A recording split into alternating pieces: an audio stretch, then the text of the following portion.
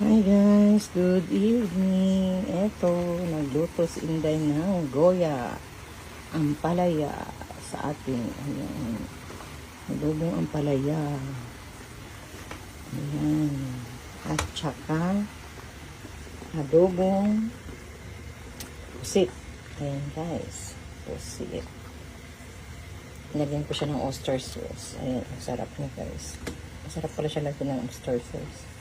Tapos suka lang siya. Hindi ako naglagay ng tubig. Suka lang po yan. Okay guys. Kain na tayo guys.